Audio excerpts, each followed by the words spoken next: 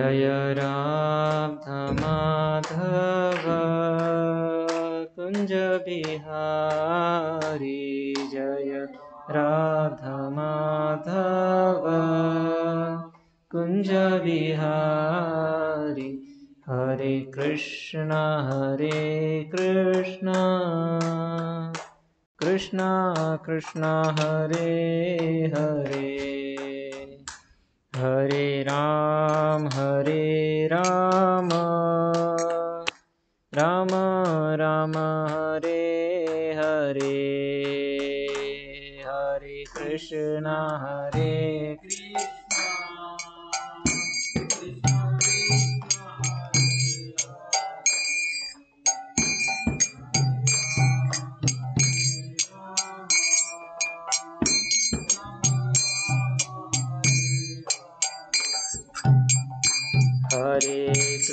हरे कृष्णा कृष्णा कृष्णा हरे हरे हरे राम राम राम हरे हरे हरे कृष्णा कृष्णा कृष्णा हरे हरे राम राम राम हरे कृष्णा कृष्णा कृष्णा हरे हरे हरे राम राम राम हरे हरे हरे कृष्णा कृष्णा कृष्णा हरे हरे हरे राम राम राम हरे हरे जय जगन्नाथ बलदेव जय सुभद्रा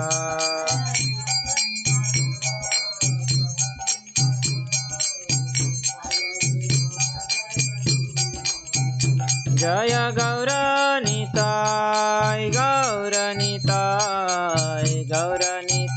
जय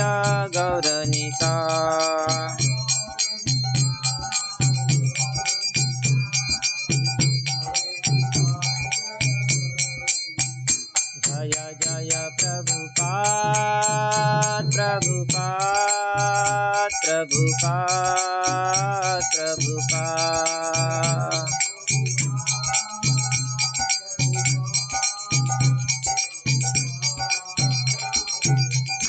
जय जय गुरुदेव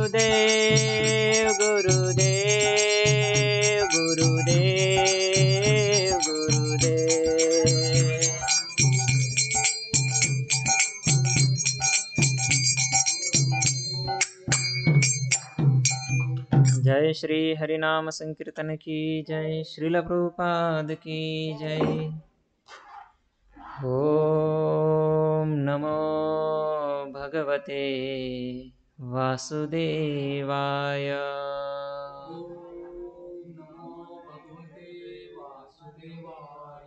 ओम नमो भगवते वासुदेवाय।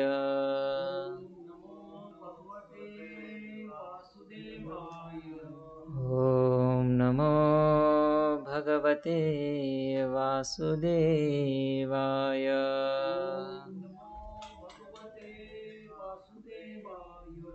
हरे कृष्णा। आप सभी का बहुत बहुत स्वागत है। हम पढ़ रहे श्रीमद् भागवतम स्कंद 7वां अध्याय क्रमांक 4, जिसका शीर्षक है ब्रह्मांड में हिरण्यकशिपु का आतंक। श्लोक संख्या 19।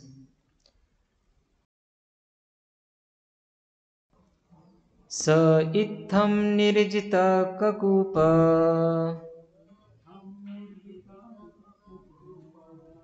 एकराट विषयान् प्रियान् यथोपजोषं भुञ्जानो नातृप्यद् अजितेन्द्रियः स इत्थं निर्जितः ककुप एकराट विषयान् प्रियान् यथोपजोषं भुञ्जानो नातृप्यद् अजितेन्द्रियः स इत्थं निर्जितः ककुप एकराट विषयान् प्रियान् यथोपजोषं भुञ्जानो नातृप्यद् अजितेन्द्रियः। कोई पढ़ना चाहता है? स इत्थं निर्जितः ककुप एकराट विषयान् प्रियान् यथोपजोषं भुञ्जानो नातृप्यद् अजितेन्द्रियः। सह उसने, हिरण्यकशिपु, इत्थम इस प्रकार, निर्जित जीत ली, ककुप सारी दिशाएं, एक राट एक छत्र सम्राट, विषयान इंद्रिय विषयों को, प्रियान अत्यंत प्रिय, यथा उपजोषम यथा संभव, भुंजानः भोग करते हुए, न नहीं, अतृप्यत संतुष्ट था, अजित इंद्रियः इंद्रियों को वश में न कर सकने के कारण। अनुवाद तथा तात्पर्य श्रील प्रभुपाद जी द्वारा। अनुवाद: समस्त दिशाओं को वश में करने की शक्ति प्राप्त करके तथा यथासंभव सभी प्रकार की इंद्रिय तृप्ति को भोग करने के बावजूद हिरण्यकशिपु असंतुष्ट रहा, क्योंकि वह अपनी इंद्रियों को वश में करने के बजाय उनका दास बना रहा। तात्पर्य: यह आसुरी जीवन का एक उदाहरण है। भले ही नास्तिक लोग भौतिक दृष्टि से प्रगति कर ले और इंद्रियों के लिए अत्यंत सुखमय परिस्थिति उत्पन्न कर ले, किंतु इंद्रियों के वशीभूत होने के कारण वे कभी तुष्ट नहीं होते। यह आधुनिक सभ्यता का प्रभाव है। भौतिकतावादी व्यक्ति धन तथा स्त्रियों का भोग करने में बहुत आगे बढ़े रहते हैं, फिर भी मानव समाज में असंतोष व्याप्त रहता है, क्योंकि कृष्ण भावनामृत के बिना मानव समाज कभी सुखी एवं शांत नहीं रह सकता। जहाँ तक इंद्रिय तृप्ति का प्रश्न है, भौतिकतावादी अपने भोग को जहाँ तक कल्पना कर सकते हैं बढ़ाते रहते हैं, किंतु ऐसी भौतिक स्थिति में लोग अपनी इंद्रियों के दास बने रहते हैं, अतएव वे तुष्ट नहीं रह सकते। हिरण्यकशिपु मानवता की इस असंतुष्ट दशा का एक ज्वलंत उदाहरण था। ओम अज्ञानतिमिरन्धस्य ज्ञानाञ्जनशलाकया चक्षुरुन्मीलितं येन तस्मै श्रीगुरवे नमः। श्रीचैतन्यमनोभीष्टं स्थापितं येन भूतले स्वयं रूपः कदा मह्यं ददाति स्वपदान्तिकम्। नमो विष्णुपादाय कृष्णपृष्ठाय भूतले श्रीमते भक्तिवेदांत स्वामिनिति नामिने। नमस्ते सरस्वती देवे गौरवाणी प्रचारिणे निर्विशेष शून्यवादी पाश्चात्य देशतारिणे। वाञ्छाकल्पतरुभ्यश्च कृपा सिन्धुभ्य एव च पतितानां पावनेभ्यो वैष्णवेभ्यो नमो नमः। जय श्री कृष्ण चैतन्य प्रभु नित्यानंद, श्री अद्वैत गदाधर श्रीवास आदि गौर भक्त वृंद। हरे कृष्णा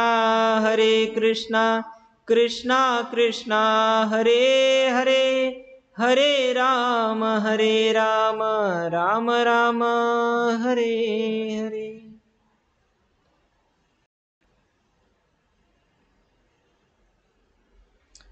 हरे कृष्णा। तो आप सभी भक्तों का बहुत बहुत स्वागत है। तो यह जो 7वां स्कंद है, इसमें हम जो चौथा अध्याय देख रहे हैं, जिसका शीर्षक है हिरण्यकशिपु द्वारा ब्रह्मांड में आतंक, या ब्रह्मांड में हिरण्यकशिपु का आतंक। तो पिछले किन्हीं श्लोकों में हमने देखा है कि किस तरह से ब्रह्मा जी से वरदान प्राप्त करने के पश्चात हिरण्यकशिपु जो है वो अपना आतंक प्रस्थापित करता है। तो कहा जाता है कि किस तरह से उसने संपूर्ण ब्रह्मांड में हाहाकार मचाया है। किस रूप में? कि जितने भी धार्मिक कृत्य हो रहे हैं उसे उसने बंद कर दिया, और जो भी इस सृष्टि के नियंता है, जिन्हें हम देवता कहते हैं, जो भगवान की आज्ञा का पालन करते हुए यहाँ पर व्यवस्थापन कर रहे हैं, उनके ऊपर भी उसने अपना स्वामित्व जताना शुरू किया। क्यों? क्योंकि उन्हें ब्रह्मा जी से इतने वर प्राप्त थे, जिससे मतलब इन्हें बहुत सारी शक्तियाँ प्राप्त हुई, और उन शक्तियों का उपयोग करते हुए हिरण्यकशिपु ने संपूर्ण ब्रह्मांड में अपना स्वामित्व जताने का प्रयास किया। इतना ही नहीं, तो पिछले कुछ श्लोकों में हमने देखा कि इंद्र की जो राजधानी है उस पर भी उसने काबू कर लिया, और इंद्र के सिंहासन पर खुद बैठ गया। मतलब इंद्र का जितना भी संपत्ति है वो सारा संपत्ति अब हिरण्यकशिपु का है।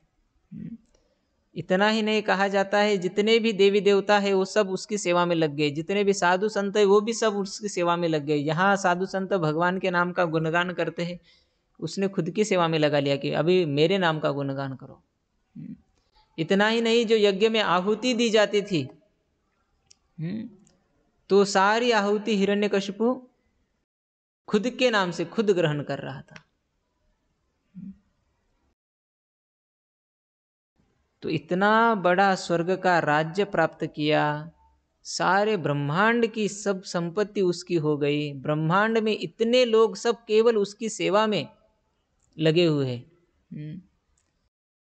पर इतना होने के पश्चात यहाँ पर कहा जा रहा है, समस्त दिशाओं को वश में करने की शक्ति प्राप्त करके तथा यथासंभव सभी प्रकार की इंद्रिय तृप्ति का भोग करने के बावजूद हिरण्यकशिपु असंतुष्ट रहा।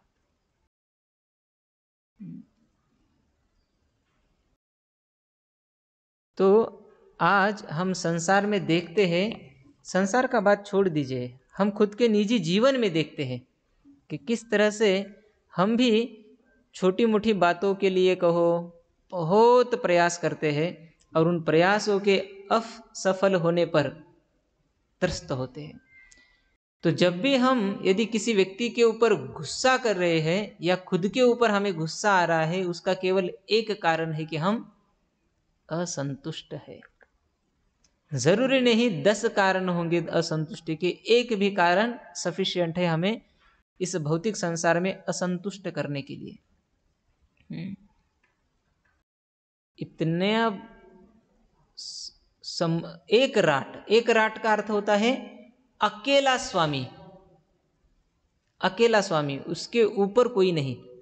ऐसा स्वामित्व मिलने के बावजूद जब उसने अपने पुत्र प्रहलाद से, आगे हम 7वें स्कंद इसमें पढ़ेंगे अध्याय में, या आखिरी के जो भी अध्याय उसमें पढ़ेंगे, किस तरह से प्रहलाद महाराज केवल उनकी एक इच्छा पूर्ण नहीं करते।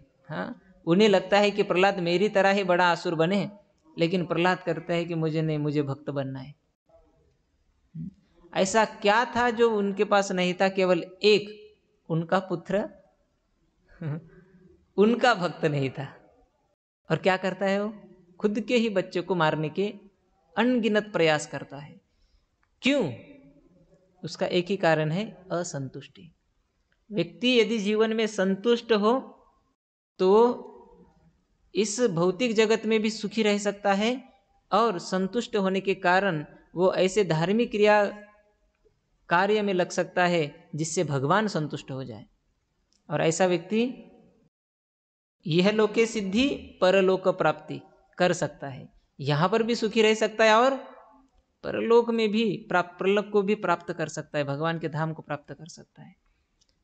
लेकिन यदि असंख्य ब्रह्मांड का भी किसी को स्वामित्व दे दे, किसी को साम्राज्य दे दे, किसी को संपत्ति दे दे, फिर भी जो व्यक्ति भोगी है वो कभी संतुष्ट नहीं हो सकता। श्रील प्रभुपाद कहते हैं कि हमारा सही स्वरूप जो है जीव का, जीवेर स्वरूप है कृष्णेर नित्य दास, उसका शाश्वत ही स्वरूप ही है कि वो भगवान का सेवक है। किंतु जब भगवान का सेवक जीव भोग की इच्छा से भगवान से विलग हो जाता है, तो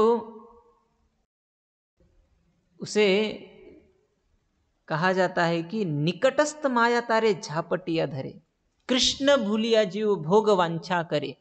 कृष्ण को भूलकर जब जीव भोग करने की इच्छा प्रकट करता है तो माया देवी वहीं पर खड़ी रहती है, क्योंकि माया कृष्ण की छाया है, माया भगवान की छाया है। छाया का अर्थ होता है, छाया हमेशा व्यक्ति के पीछे रहती है। व्यक्ति के सामने से प्रकाश है तो छाया जैसे पीछे पड़ती है ना, तो भगवान क्योंकि स्वयं प्रकाशित है, माया उनकी छाया रूप है। छाया रूप अर्थात वो जीव को हमेशा भ्रम में रखने का प्रयास करती है, उसकी सेवा ही है वो। तो जैसे ही जीव कृष्ण को भूलने की इच्छा मात्र प्रकट करता है, माया वहीं पर रहती है, कहती है कि तेरी इच्छा पूर्ण, तथास्तु। जैसे हिरण्यकशिपु ने ब्रह्मा जी को बोला मुझे वर चाहिए, ब्रह्मा जी ने कहा तथास्तु। तो उसी तरह से जैसे ही जीव कहता है कि मुझे कृष्ण की सेवा नहीं चाहिए, माया कहती है तथास्तु, नहीं चाहिए कृष्ण की सेवा, जैसी तुम्हारी इच्छा। फिर किसकी करोगे? मेरी सेवा करो।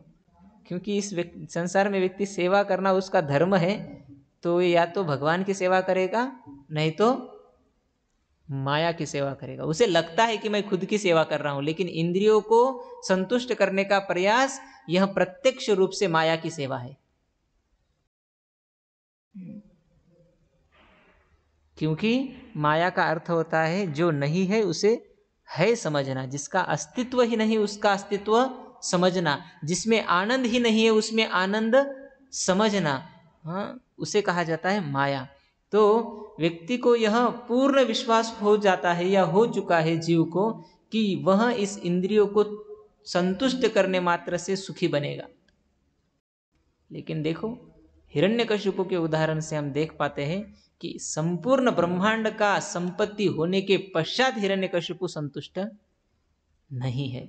यदि हिरण्यकशिपु संपूर्ण ब्रह्मांड की संपत्ति प्राप्त करके भी संतुष्ट नहीं है, असंख्य ब्रह्मांड का असंख्य भोग करके भी संतुष्ट नहीं है, तो हम इस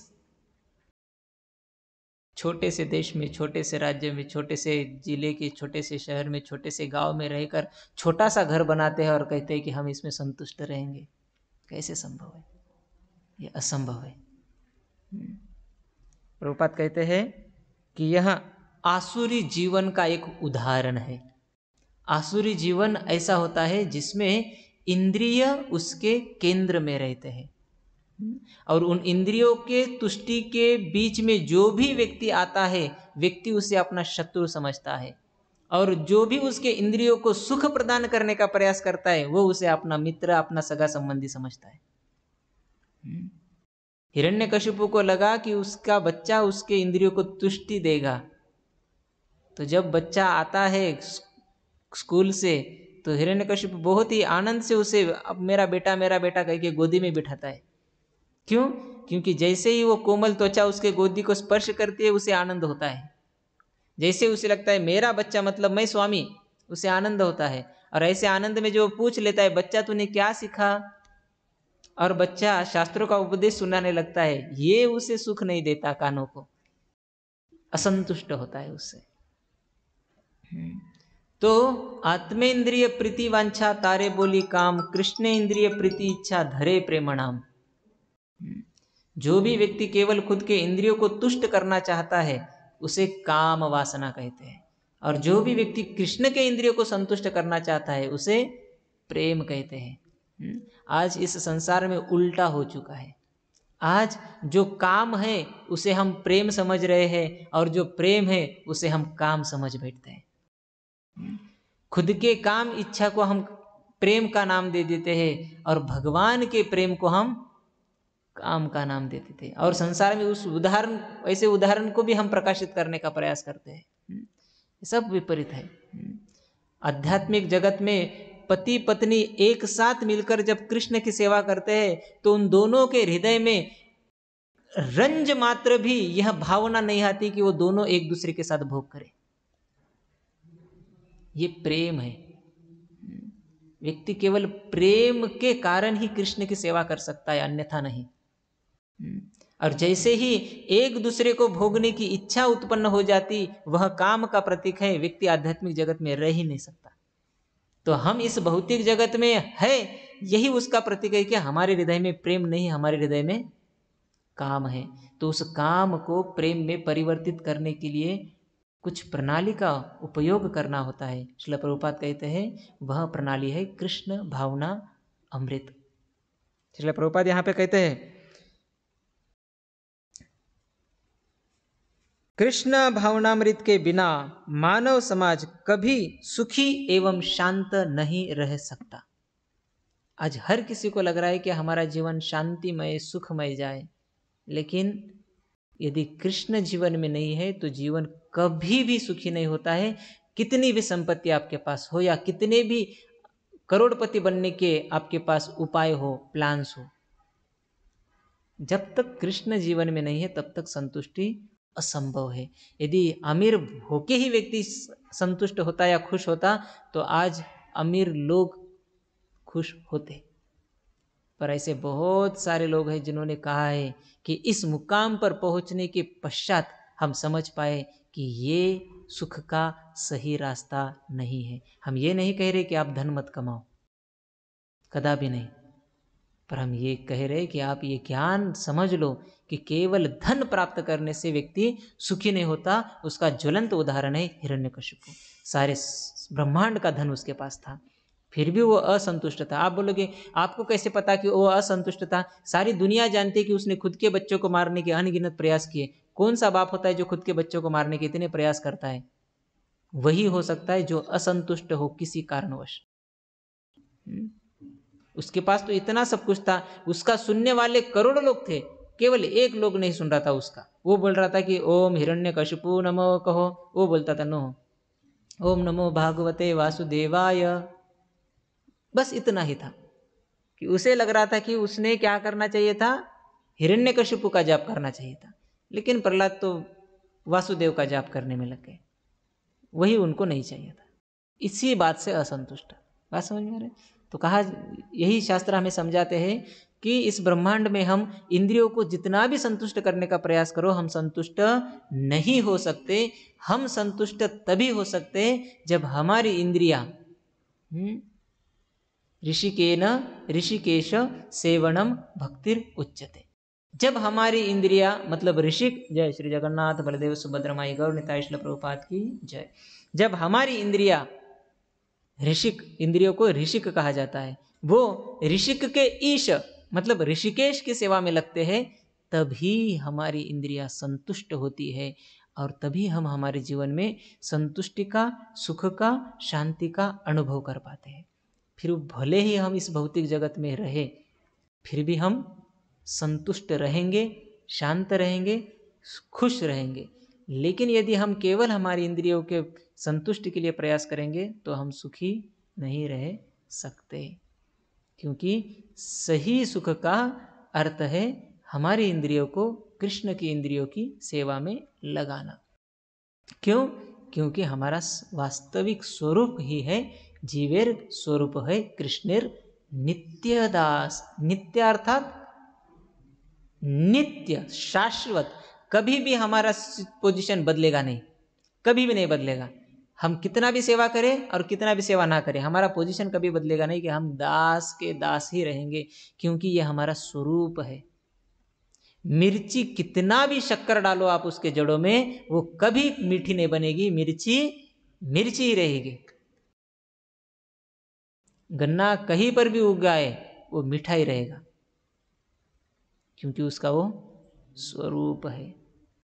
हाँ, अभी आप आर्टिफिशियली गन्ने को करेले को निकालोगे, उसके अंदर शुगर का पानी डालोगे, उसे मीठा करने का प्रयास करोगे, करने के लिए आप कुछ भी कर सकते हो, लेकिन करेला अपना स्वभाव छोड़ेगा नहीं। तो उसी तरह से कृष्ण विभु है और जीव अणु है, और विभु का अर्थ होता है ईश्वर, भोक्ता। अणु का अर्थ होता है भोग्य, सेवक। वो ईश्वर नहीं है। पर अज्ञानतावश जब जीव खुद को ईश्वर समझ बैठता है तो वो इस भौतिक जगत में आता है, और इस भौतिक जगत में माया के प्रभाव के कारण वह इस अज्ञान को ही खुद का सही स्वरूप समझ बैठता है कि मैं शरीर हूँ, और इस शरीर की जो इंद्रियां है इन्हें आनंद देना ही मेरे जीवन का उद्देश्य है, और उसके लिए वो जन्म से लेकर मृत्यु तक प्रयास करता है। पर क्या करें, मृत्यु के समय यदि समझ में आए कि ये मेरे सारे प्रयास विफल गए, और हमें यदि कृष्ण भावना का अनुभव न हो, तो हमारा संपूर्ण जीवन व्यर्थ गया। यह पता चलने के बावजूद कि हमारे जीवन में हमने कुछ प्राप्त नहीं किया, ब्रह्मांड की संपत्ति प्राप्त की किंतु संतुष्टि प्राप्त नहीं कर पाए, पर मार्ग भी तो पता नहीं। अंतकाले च माम एव स्मरण मुक्त्वा कलेवरम। जो व्यक्ति अंतकाल में कृष्ण का स्मरण करता है वह आध्यात्मिक जगत को प्राप्त करता है, चिरकाल आनंद को प्राप्त करता है। लेकिन क्या फायदा यदि संपूर्ण जीवन में 100 साल की उम्र में यदि हमने कृष्ण भक्ति क्या होती है इसे समझा ही नहीं, भगवान को नहीं ये जाना ही नहीं, तो मृत्यु के समय हम किसका स्मरण करेंगे। तो यह हमारा सौभाग्य है कि भगवान की कृपा से, श्रील प्रभुपाद जी की कृपा से हमें कम से कम इतना समझ में आ रहा है कि हम ये शरीर नहीं है, आत्मा है, भगवान के अंश है, भगवान के सेवक है। तो हमने अभी प्रयास करना चाहिए इस कृष्ण भावनामृत आंदोलन में रहकर कि हम किसी न किसी प्रकार से एन केन प्रकारेण मनः कृष्ण निवेशेत, हमारे मन और इंद्रियों को कृष्ण की सेवा में लगाए। ऐसा करने वाला ही व्यक्ति इस भौतिक संसार में खुश रहेगा, और इतना ही नहीं तो मृत्यु के पश्चात आध्यात्मिक जगत को प्राप्त करेगा। मृत्यु के पश्चात ही नहीं, इस भौतिक जगत में जीवित रहते हुए व्यक्ति आध्यात्मिक जगत का अनुभव कर सकता है, जब वो व्यक्ति अपनी इंद्रियों को कृष्ण की सेवा में लगाने का तरीका सीख जाए, प्रवीण हो जाए। कृष्ण की सेवा में लगने में जो व्यक्ति प्रवीण हो जाता है वो इसी भौतिक जगत में रहकर भी आध्यात्मिक जगत का अनुभव कर सकता है। तो यहाँ पर हम रुकते हैं। अमल पुराण श्रीमद् भागवतम की जय, श्रील प्रभुपाद की जय, गौर प्रेमानंदे, हरि हरि बोल। किसी के मन में कोई प्रश्न या जिज्ञासा हो तो आप पूछ सकते हैं।